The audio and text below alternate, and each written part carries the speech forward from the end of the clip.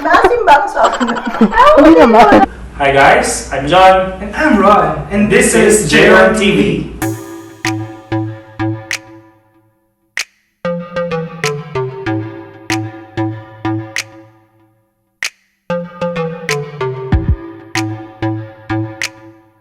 What's up guys? Welcome to another baking vlog here at JROHN TV. So last week, someone challenged me to bake a sourdough pizza. He thought that baking pandesal or bread roll is quite simple.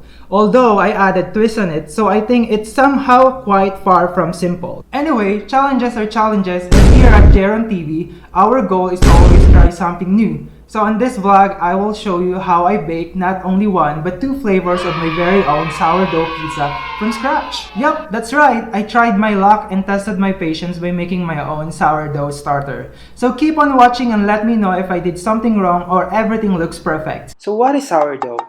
According to Wikipedia, it is a kind of bread made by fermentation of dough from naturally occurring yeast. It should taste more sour than a regular bread. You can buy instant sourdough starter like this one. Unfortunately, I didn't find anything like this in Downtown Calgary. So I decided to make my own sourdough starter. I found this website, thekitchen.com, which shows the simplest way to do the starter. You just need flour, water, and patience. The process will take you 5 days to produce your starter. Easy peasy, eh? On day 1, combine the two ingredients by mixing vigorously until it has the consistency same as a peanut butter. Cover the container with plastic wrapper and set aside for 24 hours. You might want to put it on top of your fridge so it'll have a constant warm temperature. On day 2 or after 24 hours, you'll have some bubbles on top of your starter. That means that wild yeast are starting to eat the sugar in the flour, which then releases carbon dioxide, forming those bubbles. Then, repeat the process from day 1. This is what it looks like on day 3. It should smell sweet and yeasty. On day 4, it looks like wild yeast are having some party in the starter. And finally, on day 5, it should look more bubbly or frothy like this and smell sour. It means the starter is ready to use. So now, we can start kneading our dough. You may add some flour if necessary.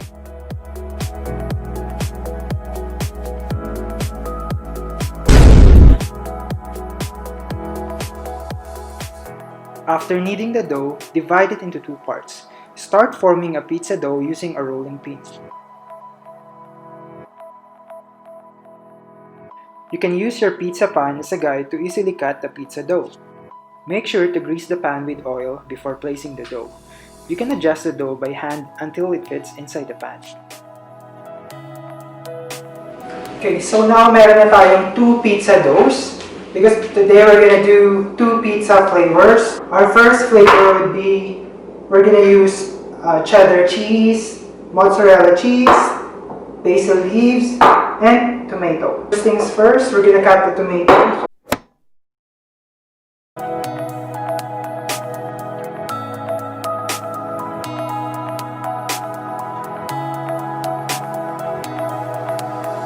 So nahiwa na natin yung tomato, and now we can start putting toppings on the pizza dough. For this one, I'm going to be using this tomato sauce with basil.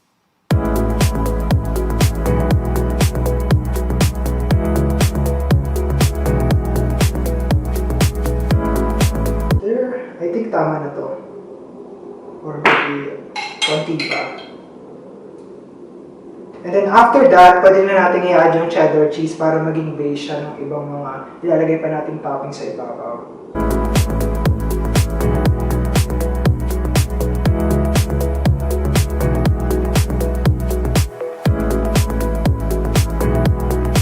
After the cheddar cheese, lalagay na natin yung basil leaves.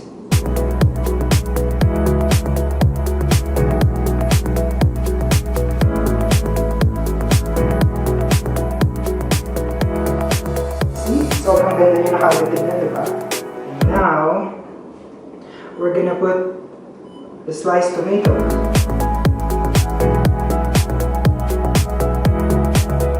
And last, but not the least, is our mozzarella cheese.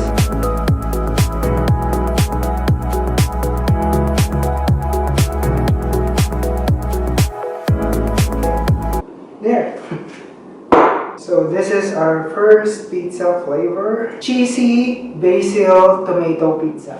For our next flavor, kailangan natin ulit ng mozzarella cheese. We need fresh sliced mushrooms. These are white mushrooms.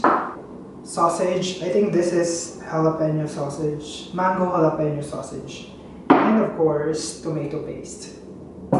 So first, we need to we need to slice our red bell pepper.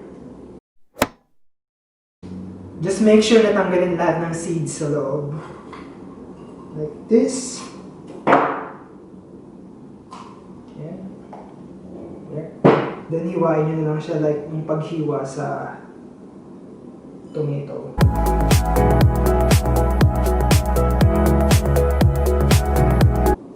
Then next, we're gonna slice the onion.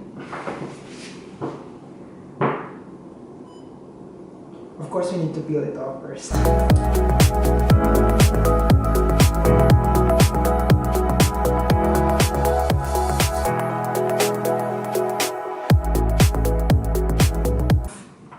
And then, we're gonna slice the sausages.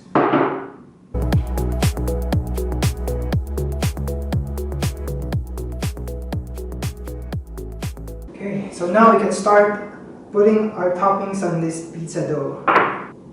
So same din ang ginawa natin dun sa unang pizza flavor. Kailangan muna natin ng tomato paste. But this time, I will use this tomato paste flavor niya is Italian sausage, peppers, and onions. Para mas malasa yung sausage tsaka onions.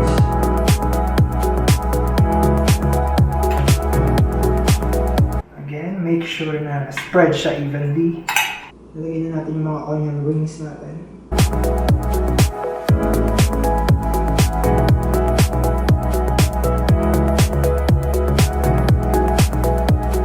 And now, lalagyan na natin yung sliced sausages.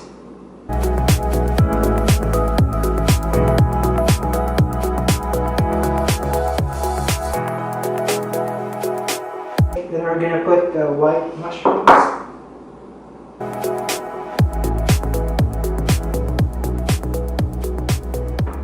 Red bell pepper.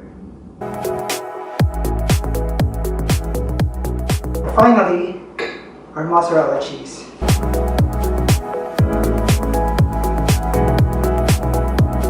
So this is our second pizza flavor and I'm gonna call it sausage and mushroom flavor or SauMushroom. After you're done with all the pizza toppings, preheat the oven to 350 degrees and bake the pizza for about 25 to 30 minutes. And don't forget to share and eat with your friends while it's hot!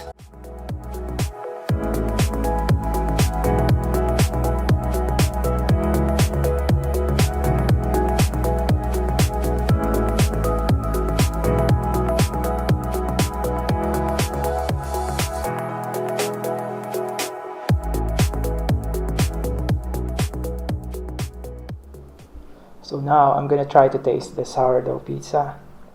I'll start with the cheesy basil pizza.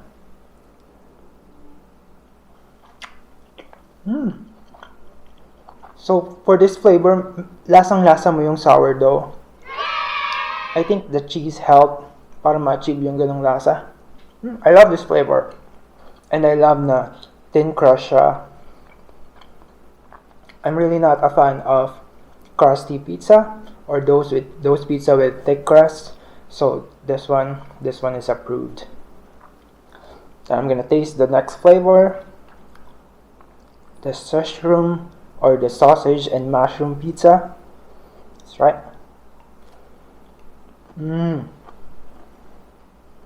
Oh, this one is different. Medyo crunchy yung crust niya. It's the same, it's also thin crust. So sinadya ko talaga siyang thin crust. I also like this one. It's different. Hindi siya ganun ka-cheesy, pero yung masarap kasi yung sausage niya.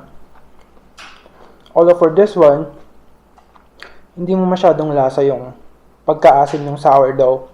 It tastes like an Italian pizza, a real Italian pizza. Wow. So let me try this shrooms. call it shrooms, right? So let me try these shrooms first. Sarap. You don't feel that it's a sourdough pizza, but yeah, sarap siya. So let me try this cheesy basil pizza. So this one is medyo maasim siya. Probably because of the mozzarella cheese, I think. Pero if I'm going to pick which one is much better, since I'm a cheese lover, going to pick this. So, sarap. Perfect. So, kailangan ba the same? Oo nga, kailangan ba? No. Hindi naman. Ano yung sa'yo? Akin Sige, yung ito. sausage. Try ko tapos din. yung... Oo. Gusto ko siya. Harap. It's good. Hindi ako naasiman. Kung kahit na sourdough. Masarap yung crust, actually. Kasi, Thin crust. Din pa. supposedly crunchy ba siya? Or hindi? Yan, gusto ko yung ano niya, yung thickness. Sakto lang din kasi. Ayoko ng mga pan pizza eh. Kaya sakto lang tong ano. Tin ba dapat to? Oo. Tin yan. Maharap! Kaya, ubusin natin agad. So that's it guys. Thanks to that person who challenged me to do a sourdough pizza. Hindi ko akalain kaya ko palang gumawa ng sourdough starter. Also, I would like to thank yung mga kaibigan natin na nag-try mag-bake ng pandesal. So now, it's your turn to do the sourdough pizza. So if you enjoyed this video, please like and share. And if you haven't subscribed to our channel yet, please hit the subscribe button. Also, click the notification bell so you'll be updated on all our future vlogs. Bye!